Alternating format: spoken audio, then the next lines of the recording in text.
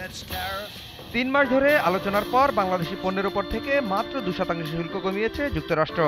এর আগে দেশটিতে বাংলাদেশি পণ্যের ওপর শুল্ক ছিল 15% করে।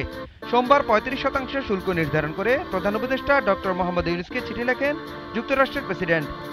বাংলাদেশের পাশাপাশি দক্ষিণ কোরিয়া, জাপান সহ মোট 14টি দেশের ওপর নতুন করে শুল্ক হার নির্ধারণের ঘোষণা দেওয়া হয়। হোয়াইট হাউসের 90 দিনের শুল্ক বিরতির সময়সীমা শেষ হতে চলায় ট্রাম্প এই ঘোষণা দেন। চিঠিতে ট্রাম্প বলেছেন 2025 সালের 1 আগস্ট থেকে যুক্তরাষ্ট্রে পাঠানো সব বাংলাদেশি পণ্যের ওপর 35% শুল্ক বসবে। এটি খাতভিত্তিক শুল্কের সঙ্গে আলাদাভাবে যোগ হবে। তবে অর্থ উপদেষ্টা ডক্টর সালেহুদ্দিন আহমেদ শোনালেন আশার বাণী। প্রেসিডেন্ট দিয়েছেন, কিন্তু 1-to-1 যখন নেগোসিয়েশনে ঠিক হবে, চিঠি তো বহু আগে দিয়েছে 37%, এইটা আবার 14টা দেশের জন্য বলেছে একই, কিন্তু 1-to-1 নেগোসিয়েশন হবে, সেজন্য তো ইউএসটিআর সাথে কথা বলা। অর্থনীতিবিদ ডক্টর মাসরুর রিয়াজ বলছেন, দেশের অর্থনীতির স্বার্থেই দ্রুত সমাধানে যেতে হবে। এই বিষয়টা আসলে শুধুমাত্র আপনি ট্রেড অফার আর অর্থনৈতিক বিষয় থেকে সমাধান করতে পারবেন না। এইটা প্রেসিডেন্ট ট্রাম্পের একটা রাজনৈতিক এজেন্ডা, এবং এটা পুরো জিনিসটা উনি রাজনৈতিক ভাবে দেখছেন।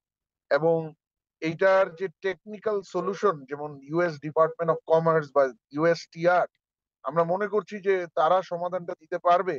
কিন্তু আমি দুই একটা জায়গায় বিভিন্ন মেসেজে দেখেছি যে আসলে এই জিনিসগুলো ডোনাল্ড ট্রাম্প বা তার যে স্টাফ হোয়াইট হাউস, তাদের একটা সরাসরি ভূমিকা থাকে। যুক্তরাষ্ট্রে বিনিয়োগ করে হলো শুল্ক কমানোর পথে হাঁটার পরামর্শ ডক্টর মাহফুজ কবিরের। যদি বিনিয়োগ করি তাহলে সেক্ষেত্রে শুল্ক আসবে না।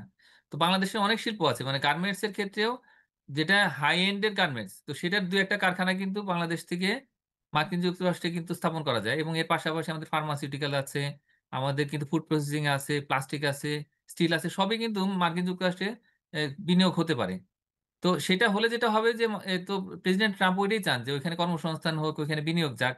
তো এইটার জন্য আমরা কিন্তু তাদেরকে প্রস্তাব দিতে পারি। মার্কিন ট্রেড ডিপার্টমেন্টের তথ্য মতে 2024 সালে বাংলাদেশ যুক্তরাষ্ট্রের মোট বাণিজ্য $10 বিলিয়ন, যার মধ্যে বাংলাদেশ থেকে $8.4 বিলিয়ন মূল্যের পণ্য আমদানি করে যুক্তরাষ্ট্র, আর বাংলাদেশ যুক্তরাষ্ট্রের পণ্য রপ্তানি করে $2.2 billion. Naeem Kamal, GTV news, Dhaka.